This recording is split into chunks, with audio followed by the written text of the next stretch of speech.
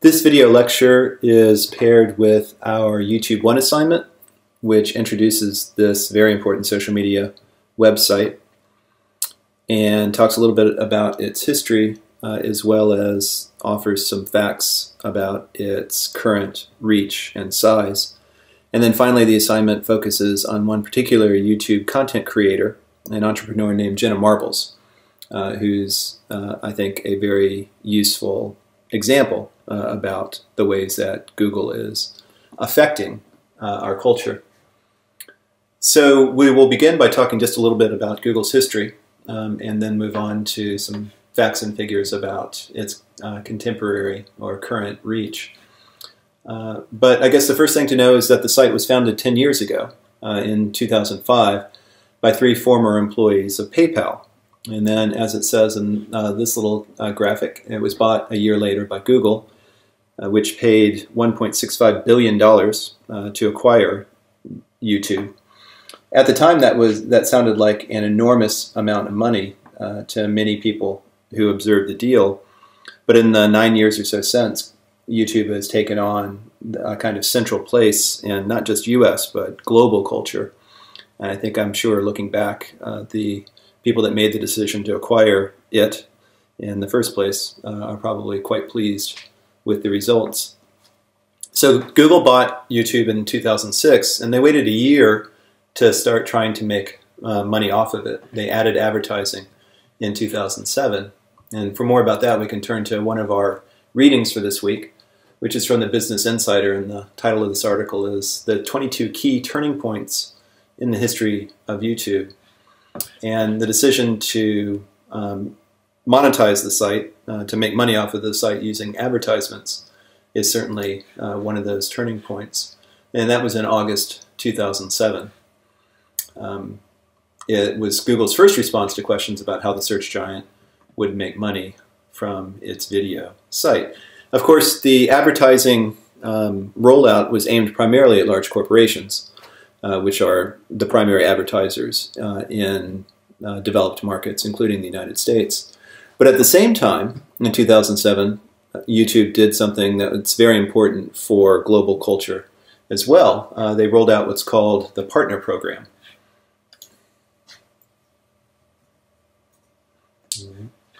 And that's discussed in this section of the Business Insider article.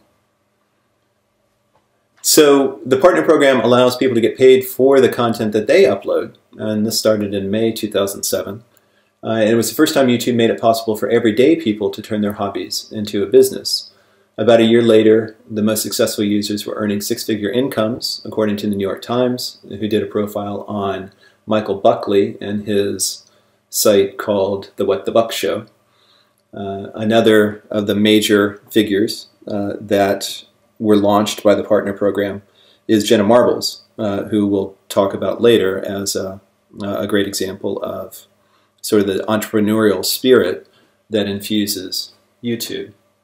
So the Partner Program also started in 2007, was a very big deal. We can move now to 2015 and to some current facts that you should know in order to be literate about this very important social networking site. And for that, we could probably move back here. All right, so at the moment, more than 100 hours of video are being uploaded to YouTube every minute. And that means that it would take more than 2 full 24-hour days to watch just what has been uploaded in, say, the last 60 seconds to YouTube.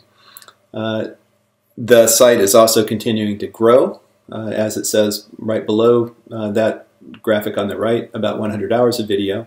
6 billion hours of video are viewed every month on the site, which is a 50% increase from the previous year.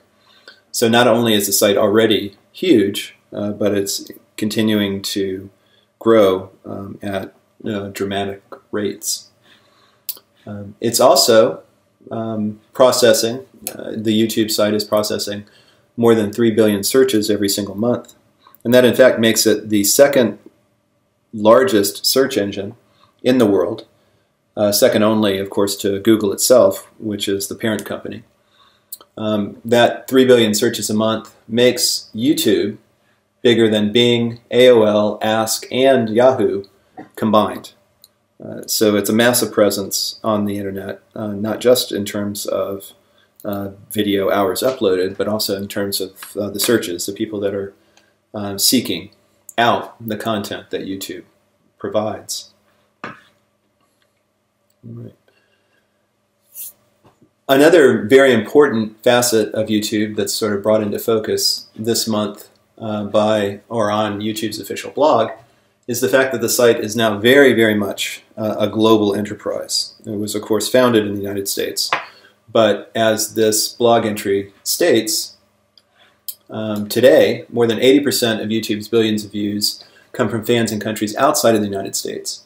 And although the blog doesn't give any figures for the second part of it, they also say that the videos and the creators that this global audience is watching are themselves just as global. So this isn't a matter of the world using YouTube in order to access American-made popular culture, for example.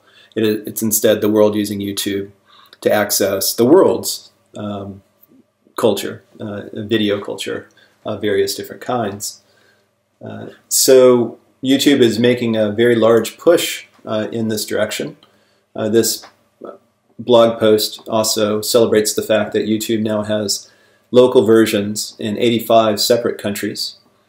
And of course that global reach helps to explain some things that have frankly mystified some American observers, including the fact that the most viewed video ever on YouTube today is Gangnam Style, which is a music video produced by a South Korean artist named Psy. And as you can see this number here, Gangnam Style has to date generated 2.4 billion views, which puts it well ahead of any runner-up in terms of popularity on YouTube. So, you know, Psy and the Horsey Dance came and went pretty quickly in the United States. He was kind of a fad here. You know, got on Ellen DeGeneres and some other, and Saturday Night Live and some other American television programs and taught people to horsey dance. But then he was pretty much gone. But that's because Americans tend to be a little bit provincial. We don't pay a lot of attention to the media that is being produced and avidly consumed in many other parts of the world. So Psy's brief presence in the United States shouldn't obscure the fact that he is a massively popular entertainer throughout the world, particularly in Asia.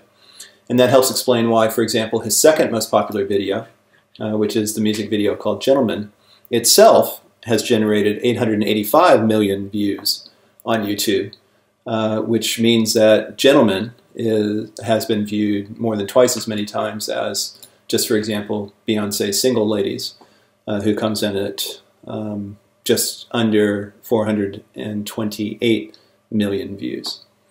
So YouTube is very much a center of world culture today, with 80% of the videos being served to people outside of the United States, and with the most popular videos being content that in the United States seems sort of second tier.